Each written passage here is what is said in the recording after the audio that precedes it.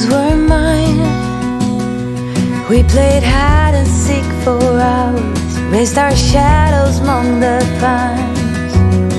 Good morning from Korea. Hi everyone, good morning. It is January 31st, 2020 in Busan, South Korea. We are heading to a big supermarket called Traders. It is a rival of Costco. Yes, we have Costco here as well.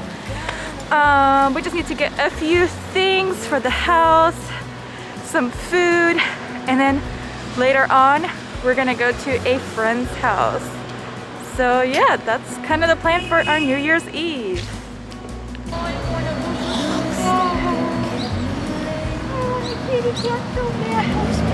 She wants to play.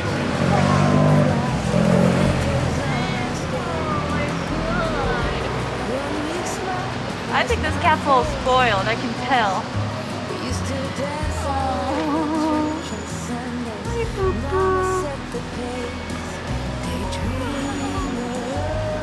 Okay, take her home. You got yourself a cat. Do you want to pet it? No, I'm good.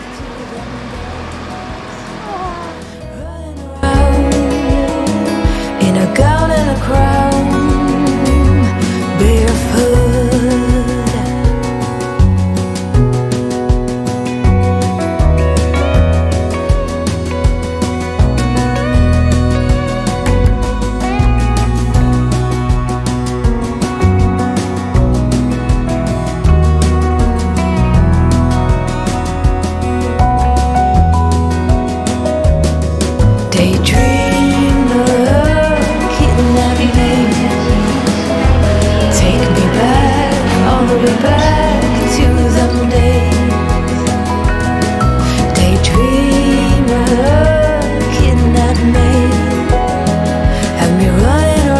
So we are going to unpack a little bit of what we got at Traders. Let's just say it was very hectic. Everybody was there. I guess it's because it's New Year's Eve. People are getting their like last minute party stuff, and they're probably like us, like they've been working and today they have their day off. So let's kind of unpack of what we got. First thing, we got some brown rice. I think this was about $12, so this is gonna last us for like a really long time. But of course, the necessary masks. There are 30 masks and they were $17. And we got this huge cereal. This is like your grain mix cereal. I believe this was like $11 or $10. We got 2 packs of green beans. They were $7.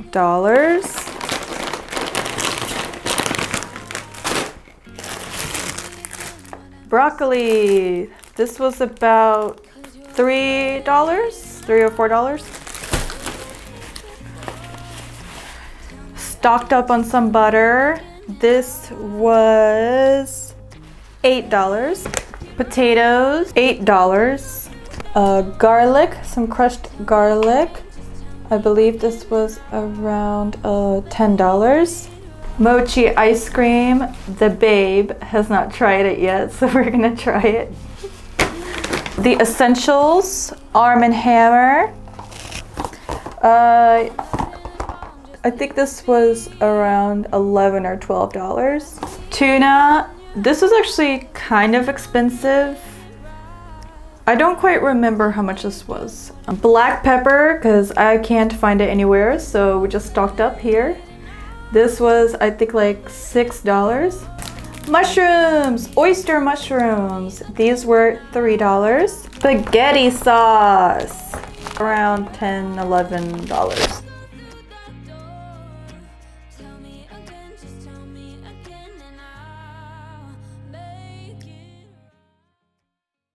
Allies on alert after that dramatic attack on Iran's top military commander. And Iran's supreme leader is now vowing revenge for the U.S. operation. World War III is beginning to trend on social. Oh my god, this is so depressing. Black Lives Matter? The nation is mourning the of an icon, NBA legend, Kobe Bryant. Yeah. I was in Thailand when that happened. Oh my gosh. His helicopter went down around 10 this morning, when it started, though. including his 13-year-old daughter. His daughter. Imagine being his wife. Oh my Giant god. screens declaring red, white, and blue. We're out. Oh, I'm getting goosebumps, guys. Dude, me too. I can't right now. This is the. Oh my god. What was this? I didn't know about this. This was at all. August. What a bad year. Oh, come on. What a No. Oh my god, I was there during. I saw everything.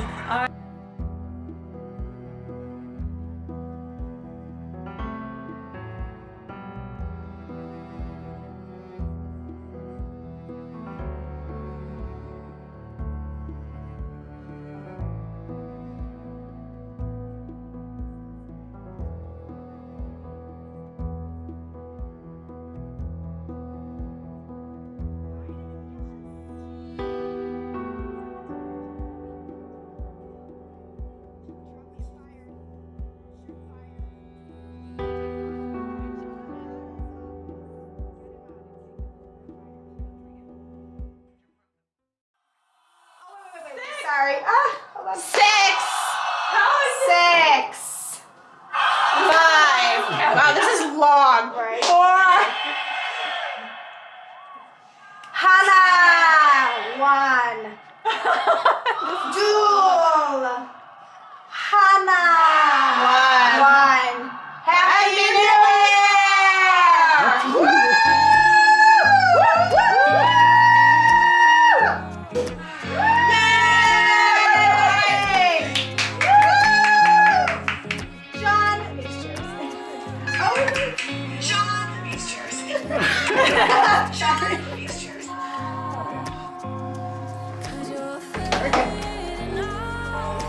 There you go. Happy New Year! Woo! How exciting!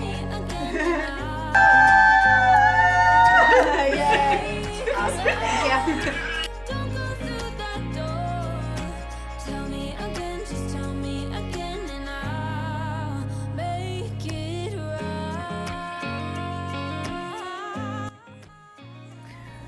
Hey guys, I thought to take a little bit of a pause after that depressing countdown to 2020. So for me, 2020 was a year of a lot of changes and a lot of new things. Of course, a lot of disappointment, a lot of hopes that were kind of crushed. Yeah, so I started off the year very, very optimistic. I had read a lot of books on personal finance, and if you know me, you know that I've struggled with credit card debt for a very long time, since my early 20s. And I've done a lot of self-education at that point. I've read a lot of personal finance books, so I was like so determined. I had been more optimistic for this year than I had in many years prior, because I just finally felt like I could have control of my finances and my spending. I had very clear goals. I was just so ready and so pumped. And at that time, I was a guest manager of a small hotel in Marrakesh, Morocco. And a couple of weeks after the first person that got COVID in Morocco, my salary got cut in half, more than half actually. I would say by about 65%. So the finances kind of went down the drain. It was more about just saving everything I can and only making the minimum payments on credit cards. Of course, the hotel lost all business until it still doesn't have any business. And just, I mean, I could do a whole different video on what my experience was like in Morocco during COVID, but we had a 3-month-long quarantine where I literally could not leave the property. It was very, very lonely, very lonesome, and very difficult. But the flip side of that is I met my boyfriend a little bit before Corona, and we were friends for a little while, and then during quarantine we kind of changed from friends to boyfriend and girlfriend. So I think that was the highest high for me that year, and honestly it would have been so much more difficult had I gone alone for this year. I think we both supported each other during such a difficult time with so many changes. Fuad, he also lost his job, and he also just started working at this new amazing gig, high-paying gig that he just loved, and he also lost it. And yeah, it was just so lonely. I was just staying at the hotel for several more months, hoping that things would return to normal, and they never did. The original plan was to go to Korea in February, and of course, as time went on and as more desperate and lonesome I figured that maybe the time is now. So I applied for jobs, got hired. The process took much longer. With the visa and like COVID and everything, it took much longer, and I left in September. I came to visit my family. It was really great, but also very difficult. It was a whole different world, like going back to the US right before elections, during COVID, during just such a chaotic year, as we all know. It was honestly kind of distressing. I was ready to kind of go back out. So I got hired and I got into Korea, and here I am. And my boyfriend is also here finishing up his studies.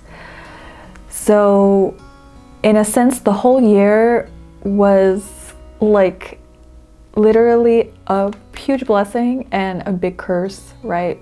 Financially, big curse, job-wise, big curse. Just with the environment that's currently the climate in the US, the morale, a curse. But it was also a blessing because I felt very lucky to have met my boyfriend. And at least to be able to move to Korea. You know that most countries have their borders completely closed, or it's just way hard to go there even as a teacher, an English teacher. But South Korea is still one of the only countries that allows Americans to come in as English teachers. So I felt like just my timeline had shifted a little bit, and my finances have taken a big hit. But you know, with this job, after a few months, after we get going and save up enough, hopefully that part of my life will be taken care of. So going into 2021, I feel honestly uncertain. I don't have any expectations. I don't think I should have expectations because you really just don't know what's going to happen. You don't want to get too high of hopes, right? I think the biggest lesson that I learned is to prepare for the worst, right? And I think most of us have learned that, is to prepare for the worst, to prepare for any kind of loss. So my big goal is, of course, to pay off the debt, but also to begin a savings, because you just never know what's going to happen. And to just be more grateful, for what I have. I'm very, very grateful to not have to experience such a difficult time in history alone. I'm grateful that I still have a job. I'm just grateful. So yeah, those are just my words for 2021. I hope we can all go into this year hoping for the best, or prepared for the worst, hoping for the best, right? We should all be prepared and cautious and safe, but we should stay optimistic, right? And not lose our spirit, and not let it rattle our soul too much. So that's just my biggest lesson. What was you guys' biggest lesson from 2020, and how are you going to go into 2021 with what you have learned? Please leave me a comment. Hey guys, good afternoon. It is about 3 o'clock in the afternoon in Busan, South Korea. It's a little bit warmer than yesterday. 39 degrees, feels like 32. Yeah. Some places are closed, some places are open. We decided to kind of explore where we live because we've just spent so much time going to all of these huge department stores trying to get like the essentials for the apartment, but maybe there's something around the corner, you know? So streets are mostly empty. As you can hear, some stores are open. Yeah, streets are pretty empty. Yeah.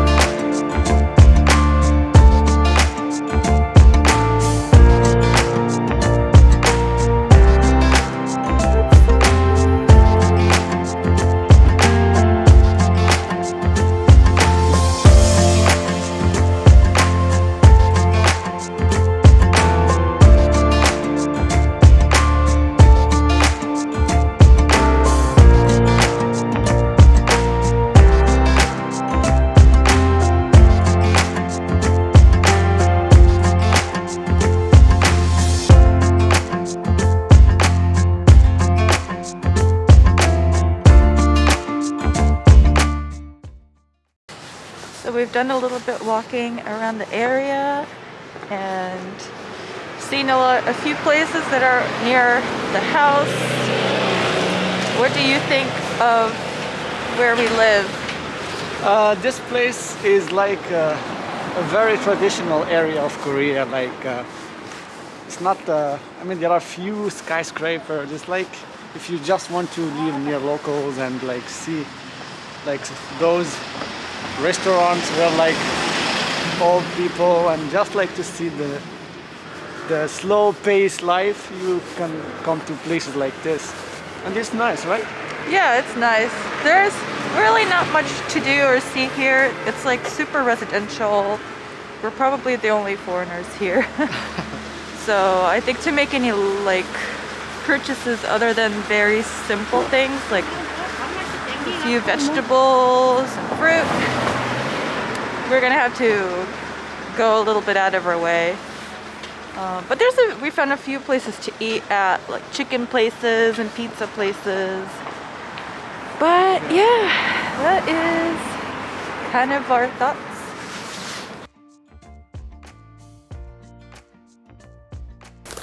So we got a set of bananas, 1,981, which is about $1.70. I got a little thing of ham. This was about $1. Salt, I think it was about $2. And I got a red pepper paste, which I'm very excited to work with. I think it's a pretty common Korean kind of all-purpose seasoning. It's great with soups, like sauteing stuff, meat, veggies. It's got a very smoky flavor. It's like making my mouth water. I'm very excited to try this out. This was a little bit over $1. Coffee, $2. And some fried chicken, which we are going to have. We found this really, really cute, tiny little like fried chicken place, and they have like 4 tables. And the owner is really nice, and he does it to order. He fries the chicken to order, and he was really, really sweet. So we're excited to have a little lunch.